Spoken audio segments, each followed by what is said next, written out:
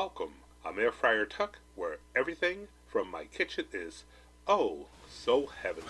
Welcome. This is Air Fryer Tuck, and today we will be doing chicken.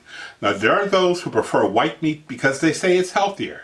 If you go out for a chicken sandwich, a chicken salad, or even chicken nuggets, you're going to get white meat. But the secret is moderation and cooking method. But now and then you get that craving for that juicier, tender, dark meat. And that is why I have chosen boneless, skinless thighs. It doesn't have the fat of the skin, the bones have been removed, and when done in the air fryer, you don't have to worry about cooking in that greasy fat. Besides the flavor that comes from what's cooking, this can be enhanced by the flavor in your flour. You can try seasoning your flour, or better yet, try pre-seasoned flour. Now, this pre-seasoned flour happens to be from the Louisiana Fish Fry Products. They also make it for chicken, and this one happens to be specifically for air fryer chicken. But I'm also partial to Kentucky Colonel.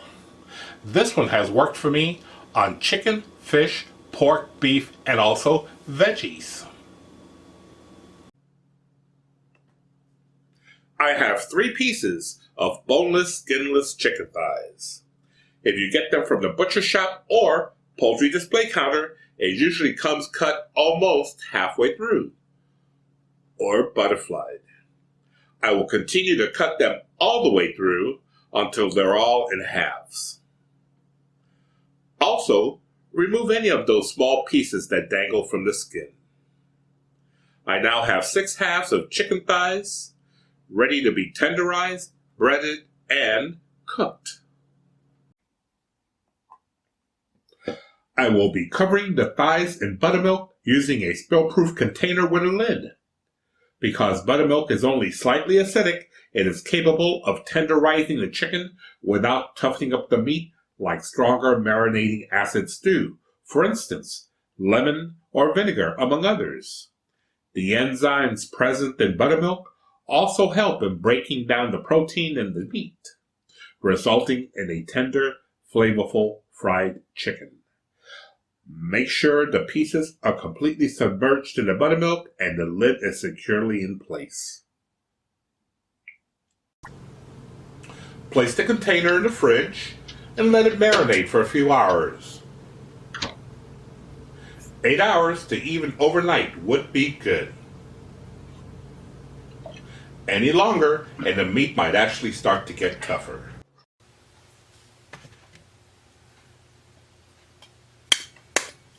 Today, we will be using the smaller air fryer and working with 4 pieces of chicken, making a dinner for 2. Get a couple of eggs, crack them open, and pour them onto a small mixing bowl. Using a whisk or even a fork, start mixing or whisking the eggs vigorously. We will also need a couple of more plates, one with the flavored flour, and one to place the breaded chicken on. Place the bowl and plates as close as possible because you can expect a little bit of a mess. Dip each individual piece in the eggs and then thoroughly in the flour.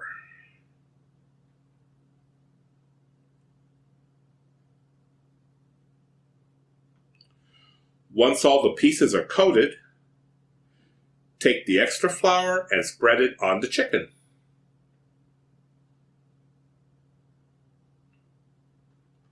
Flip them over and finish using the rest of the flour, since you can't use this flour again, and expect some of it to fall off during the cooking process.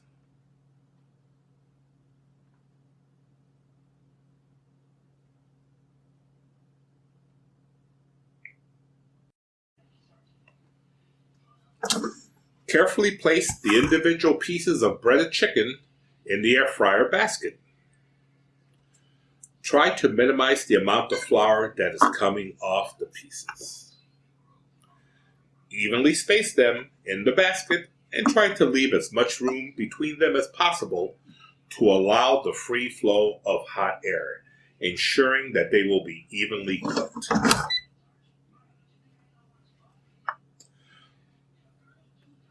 For 4 pieces of chicken thighs, I like to set my air fryer to 20 minutes at 380 degrees. Remember that settings may differ from fryer to fryer and from brand to brand.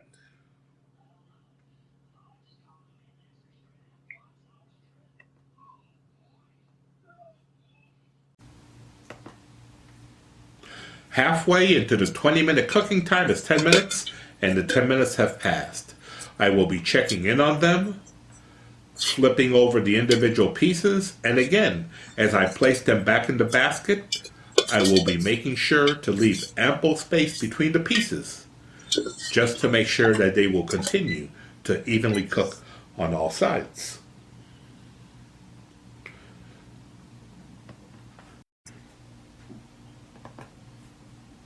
The 20 minutes have passed, the bell has rung, and it's time to check in on our finished product.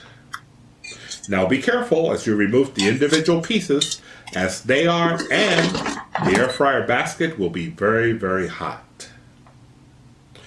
Look at that.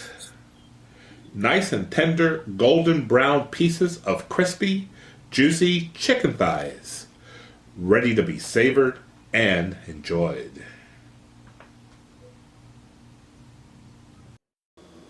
This method will also work with chicken breast, drummies, and chicken wings.